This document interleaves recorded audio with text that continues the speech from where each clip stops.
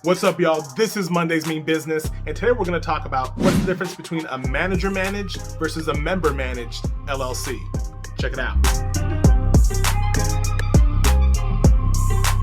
What's up, y'all? My name is Saluto Uba, and I am the entrepreneur lawyer as well as the founder of the Uba Law Group.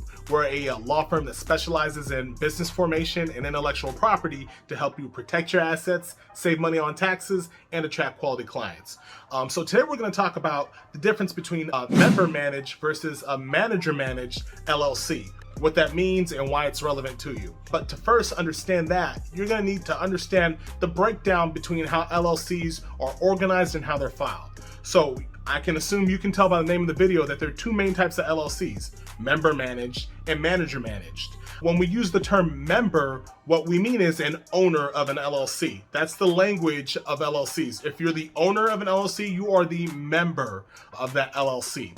There's two ways that your company, your LLC, can be governed. You can have managers or you can have members. Now, when you have a member managed LLC, that means everyone who is an owner has authority to make decisions and to bind the LLC. If you are the member of a member managed LLC, that means you have authority to enter into agreements on behalf of the LLC, take on loans, sign contracts, create a bank account, all these things that you can do with your company. If you're a member of a member managed LLC, you have the authority to do that. Now, on the flip side, if you're in a manager managed LLC, only the managers have authority to bind the company.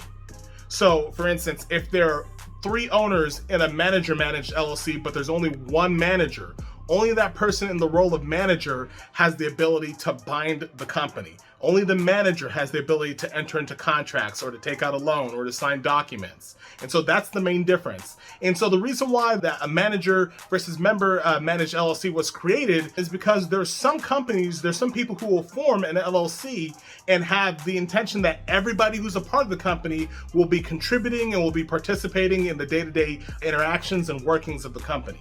In those LLCs, everybody's got their hands in it, everybody's involved. And so it makes sense why you have multiple members and having a member managed LLC.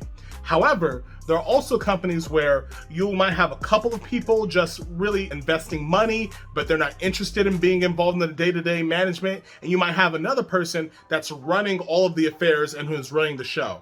And so for that situation, manager managed LLC is very helpful because it makes everything clear, makes everything easy, and really streamlines the process. And on top of that, you have situations where if you're trying to open a bank account with the bank or get a loan or purchase real estate or do a number of things, depending on how your LLC is structured, certain institutions might require that everybody who's a part of it, if it's a member managed LLC, they might require everybody come on board and sign off on documents. And in some instances, that can be tedious, that can be burdensome, that can slow down what you're trying to do. So a manager managed LLC is helpful in that it empowers the manager, whether it's one person or 2 people or whomever, it empowers the people who are managers to make decisions and gives them the authority to bind the LLC. That's a quick breakdown. Now, what do you do if you're a member managed LLC and you realize you need to become a manager managed LLC? You can always change your structure. You can always amend your structure of your LLC. You'd find a certificate of amendment with your Secretary of State, and then you'd be able to change that, and then you'd also update and amend your operating agreement. So it's not a death blow if you realize that you've organized in the wrong way. So just reach out to your attorney, reach out to whoever helped you set it up, and determine whether or not you'd be best served as a member managed or a manager managed LLC. Okay, well, that's it. Hopefully that was easy enough to explain. I had to say member and manager and managed LLC a whole lot, so I understand that can be a little bit confusing. But watch the video again, and if you have any questions, please feel free to drop them in the comments. Once again, I believe in you guys. I trust y'all. Keep on grinding, keep on pushing. At the end of Q1, first quarter, 3 more to go. But don't forget, Mondays always mean business. Peace. Hey, thank you so much for watching this video.